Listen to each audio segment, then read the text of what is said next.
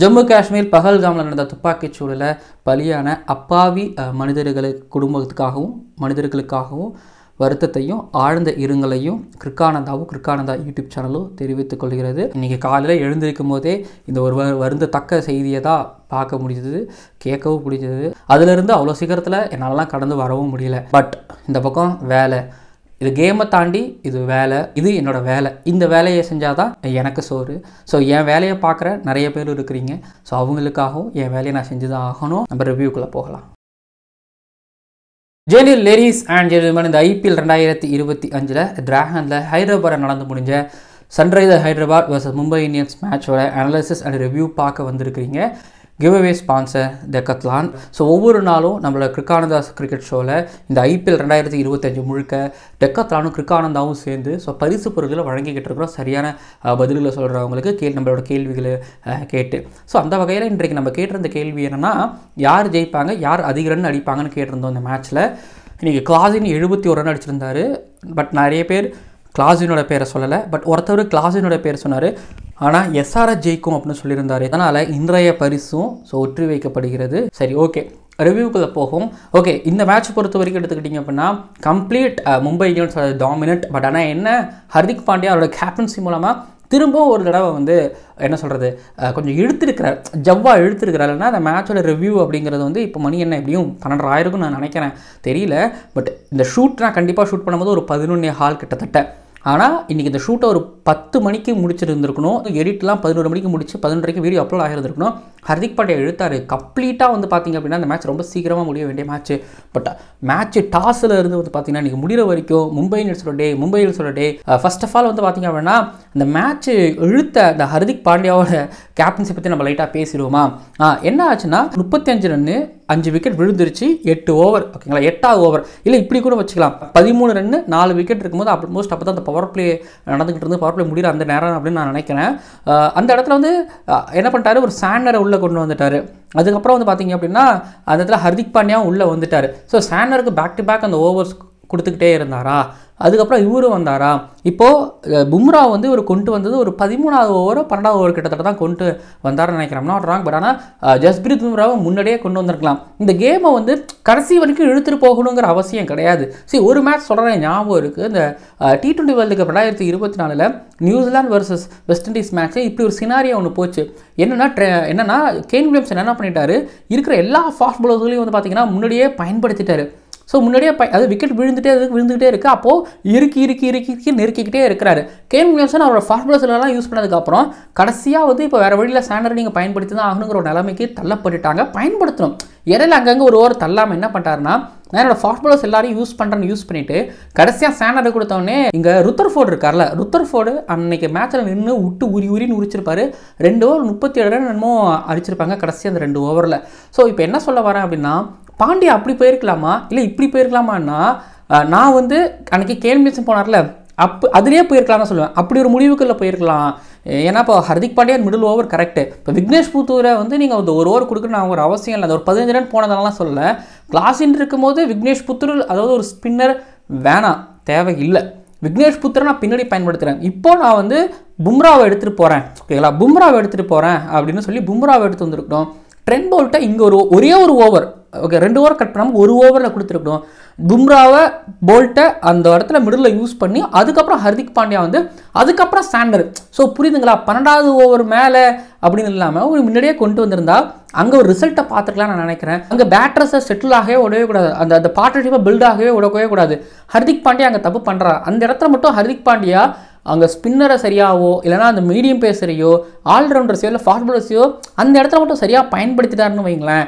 இதுவே இன்கேஸ் ஒரு ஃபைனல் போகுது, இந்த மாதிரி ஒரு நிலைமையில் ஒரு கிளாஸின் ஒரு அபினவ் மனோகர் மாதிரி யாரோ ஒருத்தவங்க அடிச்சிடுறாங்க, இல்லை அவங்க இதை விட இன்னும் கொஞ்சம் பெட்டராகவே அடிச்சிடுறாங்கன்னா, சரி ஜெயிக்க வேண்டிய மேட்சை தோத்துட்டேமேடா அப்படின்னு ஃபீல் பண்ணவும் கூடாது, பார்ட்னர்ஷிப் விட்டுட்டேமேடான்னு ஃபீல் பண்ணவும் கூடாது. பட் ஹர்திக் பாண்டியா அந்த இடத்துல மட்டும் கொஞ்சம் என்னமோ சொதப்புகிறார் மாதிரி எனக்கு தோணுது. அதான் சொல்கிறேன், அங்கே எப்படி யாரை பயன்படுத்தணுங்கிறத மட்டும் அவருக்கு ஒரு குழப்பம் இருக்குதோ இல்லைனா கேமை கடைசி வரைக்கும் எடுத்துகிட்டு போகணும்னு நினைக்கிறாரா அப்படிங்கிறதும் கேட்டிங்கன்னா, ஸோ என்னை பொறுத்த வரைக்கும் கடைசியாக எடுத்துகிட்டு போகிற முடிவு தவறானது. பரவாயில்ல, நீங்கள் இங்கே நான் ட்ரை பண்ணுறேன், அவங்க அவுட் ஆகலையா, சரி கடைசியாக நான் விக்னேஷ் புத்தருக்கு நான் கடைசியாக கொடுக்குறேன். பரவாயில்ல நான் கொடுப்பேன், ஸ்டாண்டர்டாக கொடுப்பேன். பட் ஆனால் ஒரு விஷயம் நம்பணும், நான் தன்னோட பவுலர்ஸ் மிடில் யூஸ் பண்ணும்போது அவங்க விக்கெட் எடுத்துருவாங்கன்னு நம்பணும். ஹர்திக் பாண்டியா ஹை ரிஸ்க் போகணும் அந்த இடத்துல நான் சொல்லுவேன். இன்னொரு பக்கம்னா பேட் கமின்ஸோட கேப்டன்ஸில் நான் ஒரு விஷயத்த சொல்லுவேன், பேட்டிங்கில் இல்லை பவுலிங்கில் என்னென்னா அடித்த ஸ்கோர் கம்மி தான், ஆனால் அவர் ஒரு விஷயத்த பண்ணார். இப்போ ரோஹித் சர்மாவுக்கு வந்து பார்த்தீங்க அப்படின்னா ஸ்லோவாக ஆஃப் சைடில் போகிறாரு. ஸோ ஃபீல்டர்ஸ் ஆஃப் சைடில் 3 பேரை வைக்கிறார். அது உங்களுக்கு எப்படி சொல்கிறதுனா, இங்கே பாரு நான் இவ்வளோ இந்த ஃபீல்டர் தான் வச்சுருக்கேன், உன்னை ஸ்லோவாக தான் போட போகிறேன். இப்போ சூரியகுமார் யாதவுக்கு வந்து ஸ்லோவாக ஷார்ட் பால் ஒன்று போட்டார், ஸ்கொயர் லெக்கில், அதாவது ஃபைன் லெக்கு ஸ்கொயர் லெக்கில் மிடில் விக்கெட்டில் ஒரு 3 ஃபீல்டர் நிப்பாட்டி வச்சு பால் போட்டார். ஸோ அவரால் முடிஞ்சதாக பண்ணுறாரு. ப்ளஸ் ஜீசான் அன்சாரியை வந்து செம்மையாக அவர் வந்து மாதிரி தாங்குறாரு, நம்பிக்கை வைக்கிறாரு. ஜீசான் அன்சாரியை திரும்ப கொடுக்குறாரு. அதெல்லாம் ஜீசான் அன்சாரி வந்து வில் ஜாக்சன் விக்கெட் எடுத்து கொடுத்தாரு. இந்த வருஷம் ஜீசான் அன்சாரி வந்து சரியாக பண்ணலாமா இருக்கலாம். பட் அடுத்த வருஷம் பாருங்களேன், கண்டிப்பாக ரிட்டைன் பண்ணுவாங்க, விடமாட்டாங்க. இல்லை விட்டாலும் கண்டிப்பாக இருப்பாங்க. அவர்கிட்ட இருந்த பிளான், அவர் பவுலர்கிட்ட இருந்த பிளான், அந்த slower one balls Harshal Patel, Jaydev Unadkat, Pat கமின்ஸும் ஸ்லோவாக தான் போட்டார். ஸோ குயிக்காக போட்டால் தானே அடிப்பாங்க. அப்போ ஸ்லோவாக போடுவோம், கொஞ்சம் ஸ்பீடாக போகிற ரோட்டில் ஸ்பீட் பிரேக்கை போடுவோம்னு சொல்லி போட்டாங்க. ஸோ பிளான் நிறையாக்க வச்சுருக்கிறாங்க. ஆனால் என்ன பண்ணுறது, இங்கே ஸ்மார்ட்டாகவும் ஒருத்தவங்க ஆடிட்டு இருக்கிறாங்க ரோஹித் சர்மாங்க முடியும்போது அவங்கள பாட்சா எதுவும் இங்கே பழிக்கல. இன்கேஸ் வந்து இந்த ஸ்கோர் வந்து ஒரு டார்கெட் வந்து ஒரு 220 இருந்ததுன்னா அந்த ஸ்லோயர் ரவுண்டில் மேபி அடிக்க போய் அவுட் ஆகிறதுக்கு வாய்ப்பு இருந்துகிட்டு இருக்கு. பட் பேட் கமின்ஸ் அவரால் முடிஞ்சது இன்றைக்கி ட்ரை பண்ணி பார்த்தாரு என்னை பொறுத்த வரைக்கும். பட் எதுவும் இன்றைக்கி ஒர்க் அவுட் ஆக விடவில்லை. அடித்தார் ரோஹித் சர்மா. ஓகேங்களா, இங்கேருந்து எனக்கு அனாலிட்டிக்கலாக பேசணுன்னா எனக்கு இந்த விஷயம் மட்டும்தான். அப்புறம் இன்றைக்கி வந்து எல்லாரும் எதிர்பார்த்த ஒரு பார்ட்டாக இந்த பார்ட் இருக்குன்னு நான் நினைக்கிறேன். ரோஹித் சர்மாவோட 50 சேசிங். ஒன்று சொல்லட்டுமா, இப்படி ஒரு ரோஹித் சர்மாவை, அதாவது 50 பேக் டு பேக் அடிக்கிற ரோஹித் சர்மா நான் பார்க்கல. இப்படி ஒரு ஸ்மார்ட்டாக கிரிக்கெட் ஆடுற ரோஹித் சர்மாவை நான் பார்த்து ரொம்ப நாளாச்சு. இப்படி ஒரு ஹிட் பண்ண பார்த்து ரொம்ப ரொம்ப ரொம்ப ரொம்ப ரொம்ப நாளாச்சு. எவ்வளோ நாளாக என்கிட்ட கேட்காதுங்க. ஸ்மார்ட்டாக ரோஹித் சர்மா ஆடினதே கிடையாது. எங்கே ஆடி இருக்கிறாரு அப்படின்னா, சாம்பியன்ஸ் ட்ரோஃபி ஃபைனலில் ஸ்மார்ட்டாக ஆடினாரா, அங்கே ஒரு தடவை ஸ்மார்ட்டாக ஆடினார். அவர் ஐபிஎல்லாம் வந்து பார்த்தீங்க அப்படின்னா அவர் வந்து ஒரு 10-15 பால் ஆடுவார், இல்லைனா ஒரு 10-15 ரன் ஆடுவார். அதில் 2 ஷாட் சூப்பராக இருக்கும். அப்புறம் இன்னொரு பால் வந்து பார்த்தீங்கன்னா அவசரப்பட்டுட்டு அவுட் ஆகிட்டு போயிடுவார். பட் ஃபார்ம் அவுட் நான் சொல்லவே மாட்டேன். ஏன்னா ரோஹித் சர்மா மாதிரி ஆட்களுக்கு ஃபார்ம் பிரச்சனை கிடையாது. அவங்களோட அந்த பால், அதாவது அந்த அவுட் ஆகிற பாலோட அந்த ஷார்ட் செலெக்ஷனுங்கிறது தான் மேட்ரு. பட் ரோஹித் சர்மாவோட இன்னைக்கு கேம் எடுத்துக்கிட்டிங்க அப்படின்னா புல் ஆடினார். பேட் கமின்ஸ் ஒரு புல், அதுக்கப்புறம் ஜெயதேவ் கிட்ட புல் ஒன்று அடித்தார்.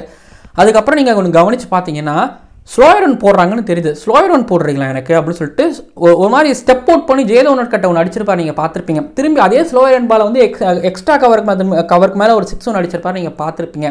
ஜீசான் அன்சாரி எனக்கு நீ போடுறியான்னு சொல்லிட்டு ஜீசான் அன்சாரி வந்து பார்த்தீங்கன்னா ஸ்வீப் ஒன்று ஆனார். அதுக்கப்புறம் மிடு விக்கெட்டுக்கு மேலே ஸ்லாக் ஸ்வீப் ஒன்று ஆனார். ஸோ ரோஹித் சர்மா நீங்கள் ஹைதராபாடை சுற்றி காமிச்சார் ஒரு விஷயம். இன்னொரு விஷயம் வந்து பார்த்தீங்க அப்படின்னா அவர்கிட்ட நீங்கள் அந்த பொறுமை இல்லைன்னு வைங்களேன். நிறைய தடவை பார்த்தீங்கன்னா இன்றைக்கி அந்த லீடிங் எட்ஜ் ஆகியிருந்திருக்கும், புரியுதுங்களா? லீடிங் எட்ஜ் ஆகும் அந்த ஸ்லோயர் பால்ஸை ஒரு அட்டாக் ரஷ் பண்ணி அட்டாக் பண்ண போகும்போது அன்றைக்கி அவர் பொதுவாக அவுட் ஆவார். பட் ஆனால் இன்றைக்கி அவுட் ஆகலை. ரோஹித் சர்மா கிட்டேருந்து ஒரு 70 ரன் வந்திருக்குது. அப்படிங்கிறத தாண்டி பவுண்டரிஸ் மூலமாக அது எல்லாமே வந்திருக்குது. 8 4 3 6. ரோஹித் சர்மாவை நான் 2019 இந்த ஓடிஐ வேர்ல்டு கப் அப்போ ஹிட்மேன் இல்லை மெச்சூர்ட் மேன் சொல்லுவேன். ஸோ திரும்பவும் அதுதான் சொல்கிறேன், மெச்சூர்ட் மேன் ரோஹித் சர்மா ஆனா அவரால் பெருசாக ஸ்கோர் பண்ண முடியும். ஆனால் அவனு சொல்கிறேன், இப்படி ஒரு ஆனா இது ரோஹித் சர்மா கிடையாது. ரோஹித் சர்மா முன்னாடி ஆடுவார் பாருங்க, அந்த இன்டென்ட்டு செல்ஃப்லெஸ் அப்படி ஒரு கேம் ஆடுறதா ரோஹித் சர்மா. பட் ரோஹித் சர்மா வந்து இந்த மாதிரி ஆடாமல் அந்த மாதிரி ஆடி நிறைய ஸ்கோர் பண்ணியிருக்காரு. இந்த மாதிரி ஆடி இருந்தால் வச்சுங்களேன் 10-11 போயிருந்திருப்பார் ஒன்று. பட் ஆனால் நிறைய ரன்ஸ் அடிச்சிருந்திருப்பார், நிறைய ரன்ஸ் அடிச்சிருப்பாரு. பட் ரெக்கார்ட்ஸ் வந்து அவர் பிரேக் பண்ணியிருப்பார். இப்போது அதிக 6 அடித்தது மும்பை இந்தியன்ஸ்க்கு அவர் தானா, அந்த ஒரு ரெக்கார்டையும் இப்போ வந்து பொலாடோட ரெக்கார்டையும் அவர் வந்து பிரேக் பண்ணியிருக்கிறாரு. அப்புறம் 2 விஷயத்தை அவர் ஒன்று பண்ணார், பிச்சை நல்லா ரீட் பண்ணி வச்சுட்டாரு. ஓகேங்களா, அப்புறம் இன்னொரு விஷயம் என்னென்னா அவங்க எஸ்ஆர்எஸோட பவுலர்ஸுக்கு ஒவ்வொருத்தரையும் ரீட் பண்ணியாச்சு. ஏன்னா அவர் ஆல்ரெடி ஹர்ஷல் பட்டேல் இவர் கேப்டன்ஸாக தான் இருந்தார், ஜெயதேவ் உன்கட் மும்பை இந்தியன்ஸோட கேம்பில் தான் இருந்தார். ப்ளஸ் பேட் கமின்ஸ் என்ன பண்ணுவார், எப்படி இவருக்கு செட் பண்ணுவாரா சொல்லலாங்க. ஸ்லோ பால் அவுட் சைட் ஆஃபில் போகிறாரு, 3 ஃபீல்டரை நிப்பாட்டி வைக்கிறாரு. இதுலேயும் ஒன்று ஸ்லோ பாலை போகிறான்னு சொல்லி பலர்னு ஒரு ஆஃப் சைடில் ஒன்று அரைஞ்சார், அது வாட்டுக்கு பிச்சுட்டு போச்சு. ஸோ அவங்களோட பிளான் என்ன, பவுலர்ஸ் எங்களுக்கு அகேன்ஸ்டாக என்ன பிளான் வச்சுருக்காங்க, என்ன மாதிரியான பால்ஸ் போட போகிறாங்கன்னு சொல்லிட்டு ரோஹித் சர்மா நின்று பார்த்து அனாலிசிஸ் பண்ணி இன்னைக்கு ஆனார் ரோஹித் சர்மா. ஸோ இப்படி ஆட ரோஹித் சர்மாவை பார்க்கும்போது ரொம்ப சந்தோஷம். So back to back 50s and இந்த சேசிங்கில் அதுவும் வின்னிங் காசுக்காக அடிச்சிருக்காரு. இது ரோஹித் சர்மா அப்படின்னா. இன்னொரு பக்கம் சூரியகுமார் யாதவுக்கு ஸ்லோயர் பால்ஸ்லாம் போட்டாங்க, அவரும் லைட்டாக கொஞ்சம் திணறவும் செஞ்சார். ஆனால் திரும்ப அடிக்காமலாம் கிடையாது, திரும்ப ஒரு மலிங்காவை அடித்தார், அன்சாரியை அடித்தார். ஸோ இப்படின்னு சொல்லிட்டு வந்து பார்த்தீங்கன்னா அவர்கிட்ட இருந்து அந்த ரன்ஸ் இந்த ஐபிஎல்ல ஒரு 30-40 அப்படின்னு வந்துக்கிட்டு இருக்குது. அண்ட் போன மேட்ச்சில் வந்து பார்த்தீங்க அப்படின்னா அல்டிமேட்லி ரோஹித் ஒரு பக்கம் ஆடுறாங்கன்னா இன்னொரு ஒரு பக்கம் வந்து பார்த்தீங்கன்னா அல்டிமேட்லி இவர் ஒரு பக்கம் சூப்பர் ஆடிட்டு இருக்காரு. ஸோ இந்த பார்ட்னர்ஷிப் இதை தவிர்த்துட்டு நம்ம இதை பற்றி என்ன சொல்கிறது எனக்கு தெரில. ஆல்மோஸ்ட் பாதி வேலையை ரோஹித் முடிச்சிட்டாரு, மீதி சூரியகுமார் யாதவ் பண்ணணும். ஸோ 100 ரன் பார்ட்னர்ஷிப்பு ஜெயிச்சாச்சு. அப்புறம் வில் ஜாக்ஸ் வந்து பார்த்தீங்கன்னா அவரும் கொஞ்சம் இன்டென்ட் காமிச்சு ஸ்பின்னர் அடிச்சார். அப்புறம் ஸ்ரீசன் அன்சாரிட்டே வந்து பார்த்தீங்கன்னா அவுட் ஆனார். பட் அவர் மிடு விக்கெட்டில் ஒரு 6 அடிச்சார், நல்லா இருந்துச்சு அவர்கிட்ட இருந்தோம். அப்புறம் டிரைவ் ரைண்டர் கட்டானா சூப்பராக இருக்குது. எம்ஐ பொறுத்த வரைக்கும் அவங்களுக்கு ஹோமோ அவையோ பிரச்சனை கிடையாது பேட்டிங் பொறுத்த வரைக்கும். இப்போ பவுலிங் எடுத்துக்கலாம், தீபக் சஹர் வந்து ட்ரெண்ட் போல்ட்டை விட சூப்பராக போடுறாரு. என்ன விக்கெட்லெஸ்ஸாக போகிறாரு அவ்வளோதான் சில நேரங்களில். பட் ட்ரெண்ட் போல்ட்டு அனாயசமாக அட்டகாசமாக போடுறாரு. அந்த நியூ பால் பேர் எப்படின்னா என்ன நம்ம நினச்சோமோ அந்த மாதிரி இப்போது தீபக் சஹரும் ட்ரெண்ட் போல்ட்டு போட்டுக்கிட்டு இருக்கிறாங்க. ட்ரெண்ட் போல்ட்டு டெத் ஓவரில் பார்த்துருக்கீங்களா? டெத் ஓவரில் எப்படி போகிறாருன்னு பார்க்குறீங்களா? விக்கெட்டு 2 விக்கெட், அதாவது ஒரு விக்கெட், அதாவது ஒரு விக்கெட் அபினவ் மனோகர் தானே, அவர் வந்து ஹிட் விக்கெட் ஆகிட்டு போகிறாரு. கடைசியாக வந்து ஒரு மாதிரி டெட்லி யாக்கர் போட்டு ஒரு விக்கெட் ஒன்று எடுப்பார். பட் இனிஷியலாக டிராவிஸ் ஹெட்டுக்கு அவர் செட் பண்ணி தான் எடுத்தார். டிராவிஸ் ஹெட்டை சும்மாலாம் அந்த மாதிரிலாம் ஆட வைக்க முடியாது. இறங்கி வந்து அதுவும் பவர் பிளேயில் பார்த்தீங்கன்னா பேக்அவுட் பாயிண்ட் ஒரு ஃபீல்டர் நிப்பாட்டி வச்சு அங்கே ஆட வச்சு ஒரு விக்கெட் அப்படின்னா சீரியஸ்லி அது மாதிரி பிரில்லியண்ட்டான ஒரு வேலையை. அதுக்கப்புறம் அபிஷேக் சர்மாவை ஒரு ஆஃப் சைடில் அது வந்து விக்னேஷ் புத்தூருக்கு கிரெடிட்ஸ் தரலாம், ப்ளஸ் அந்த பாலை போட்டு விக்கெட் எடுத்த ட்ரெண்ட் போல்ட்டுக்கும் கிரெடிட்ஸ் தரலாம். அதுக்கப்புறம் தீபக் சஹர், இஷான் கிஷனோட விக்கெட்டு எல்லாரும் இது பேசிக்கிட்டு இருக்கிறாங்கல்ல, அதாவது மும்பை இந்தியன்ஸை அம்பையரை வாங்கிட்டாங்க, காசு கொடுத்துட்டாங்க, என்னமோ நடந்துச்சு தெரியலைன்னு சொல்லிட்டு. ஆக்சுவலி ஒன்று கவனிச்சிங்கன்னா தெரியும். நீங்கள் இப்பயும் சொல்கிறேன், நீங்கள் பசங்களா கிரிக்கெட் விளாட்றீங்களா அந்த விஷயத்தை தெரிஞ்சுக்கோங்க. அம்பையர் அவுட்டு கொடுக்குற வரைக்கும் நீங்கள் நிற்கலாம், அம்பையர் அவுட்டு கொடுக்குற வரைக்கும் நிற்கலாம். ஐசிசி கோட் ஆஃப் கண்டென்ட்லால என்ன சொல்கிறாங்கன்னா அம்பையர் விரலை தூக்குற வரைக்கும் நீங்கள் நிற்கலாம். புரியுதுங்களா? அம்பையர் விரலை தூக்குற வரைக்கும் நீங்கள் நிற்கலாம். நீங்கள் நடந்து போயினீங்க அப்படின்னா அம்பையரும் விட்டுருவாங்க. ஸோ அம்பையர் ஒரு வேளை அவுட்டு கொடுக்குறாங்கன்னா உங்களுக்கு ரெவ்யூ எடுக்கிறதுக்கான அனைத்து உரிமையும் இருக்குது. ஸோ இஷான் கிஷன் இந்த விஷயத்தை தான் பண்ணியிருந்துருக்கணும். அம்பையர் வந்து அவர் தயக்கத்தில் அவரே தலையை சொல்கிறாரு, யோசிக்கிறாரு. ஏன்னா அது ஒரு மாதிரி நிற்கு இருக்கிற மாதிரி தான் தெரியுது. அவர் ஒரு மாதிரி லெக் சைடில் பார்க்குறாரு. அங்கே லெக் அம்பையர்கிட்ட எப்பயுமே கேட்பாங்க. அதாவது அம்பையர்ஸ் வந்து பார்த்தீங்க அப்படின்னா அவங்களுக்கு ஏதாவது டவுட் இருந்துன்னா லைட்டாக அப்படி பார்ப்பாங்க. ஆன்ஃபீல்டு அம்பையர், அதாவது ஸ்ட்ரைக்கர் எண்டில் இருக்கக்கூடிய அம்பையருக்கு ஏதாவது டவுட் வந்துச்சு அப்படின்னா லெக் அம்பையருக்கு தெரியுது அப்படின்னா லெக் அம்பையர்கிட்ட கேட்பாங்க. ஓகேங்களா? லைட்டாக பார்ப்பாங்க. அப்போது அம்பையர் எஸ் நோ அப்படின்னு அவர்கிட்ட ஒரு சிக்னல் வரும். அதுக்கப்புறம் வந்து பார்த்தீங்கன்னா கையை தூக்குவாங்க. அவர் அது அவுட்டுன்னு நினைக்கிறாரு. பட் இருந்தாலும் ஒரு தடவை அங்கே லெக் அம்பையரை பார்க்குறாரு. அங்கே என்ன சிக்னல் போச்சுன்னு எனக்கு தெரியல. அவரு கொஞ்சம் குழப்பத்தில் இருக்கும்போது இஷான் கிஷன் வந்து கையை தூக்குற மாதிரி இருக்கிறத பார்த்ததுக்கப்புறம் அப்படியே அவரும் நடந்து போக ஆரம்பிச்சிட்டாரு, அவுட்டு தானே சொல்லிட்டு. அதுக்கப்புறம் நான் தைரியமாக அம்பையர் கரெக்டு அவுட் அப்படின்னு கையை தூக்கிட்டு போயிட்டாரு. பட் அந்த இடத்துல இஷான் கிஷனும் ரிவ்யூ பண்ணியிருந்துருக்கணும். ஆக்சுவலி அம்பையரோட தப்பான முடிவு. ஓகேங்களா? அம்பையர் தப்பான முடிவு கொடுத்துட்டாரு. ஆனால் இந்த மாதிரி தவறுகள் அம்பையர் இந்த மும்பை இந்தியன்ஸ் மேட்ச்சில் மட்டும் கிடையாது, நிறைய மேட்ச்சில் பண்ணுறாங்க. ஏன் சிஎஸ்கே மேட்ச்சில், எல்எஸ்ஜி மேட்ச்சில், ஜிடி மேட்ச்சில் எல்லா மேட்ச்லையும் இந்த மாதிரியான தவறுகள் நடந்துக்கிட்டு தான் இருந்துகிட்டு இருக்குது. ஆனால் உடனே பிளேயர்ஸ் என்ன பண்ணுறாங்க? ஸோ ரிவ்யூ கேட்டு திரும்பவும் அது நாட் அவுட்டாக இருந்தால் வந்து விளையாடுறாங்க. இஷான் கிஷனுக்கு அப்படி ஒரு உரிமை அப்படிங்கிறது இருக்குது. அம்பையர் மேலேயும் தப்பு, இஷான் கிஷன் மேலேயும் தப்பு. டிமெரிட்ஸ் பாயிண்ட்ஸ் வந்து கண்டிப்பாக அம்பையருக்கு மேலே பாயும். என்ன நீங்கள் இப்படி பண்ணிட்டீங்களே அப்படின்னு இல்லாமல் தப்பான முடிவு கொடுத்துட்டீங்களே, அதான் விஷயம். இங்கே தப்பான முடிவு கொடுத்துட்டீங்களே அப்படின்னு அவர் மேலே டிமெரிட்ஸ் பாயிண்ட்ஸ் பாயறதுக்கு வாய்ப்பு இருக்குது. ஒரு ரஞ்சி ட்ரோஃபி மேட்ச்சு, முக்கியமான மேட்ச்சு, நல்லா தெரியுது. சவுண்டு வந்த மாதிரி இருந்துச்சு. ரஞ்சி ட்ரோஃபி மேட்ச்சில் தான் அப்போ 2019-20 காலகட்டங்களில் வந்து இந்த டிஆர்எஸ்லாம் கிடையாது. எல்லாரும் ரொம்ப ஷவுட் பண்ணுறாங்க. அது சௌராஷ்டிரா வர்சஸ் பெங்களூர் மேட்ச்சில் முக்கியமாக செகண்ட் இன்னிங்ஸ் போய்கிட்டு இருக்குது. அப்போ ஷவுட் பண்ணுறாங்க, புஜாராவை நீ அவுட்டானு கேட்குறாங்க. பட் புஜாரா அம்பையர் அவுட்டு கொடுத்தா தான் போவோம் நிற்கிறாரு. அம்பையரும் அவுட்டு கொடுக்கல, நாட் அவுட்னு சொல்கிறாரு. அதனால் புஜாரா திரும்பி இன்னிங்ஸை கண்டினியூ பண்ணுறாரு. அது அவுட்டாக நாட் அவுட்டானு தெரியல, ஆனால் நிற்கலாம். ஓகேங்களா? நிற்கலாம். பட் இஷான் கிஷன் அந்த ஒரு விக்கெட் என்ன பொறுத்தவரை டேர்னிங் பாயிண்ட். இதுக்கு முன்னாடி மும்பை இந்தியன்ஸ்க்கு அகேன்ஸ்டாக இஷான் கிஷன் சரியாக ப்ளே பண்ணல. இந்த மேட்ச்சில் இஷான் கிஷன் சரியாக ப்ளே பண்ணல.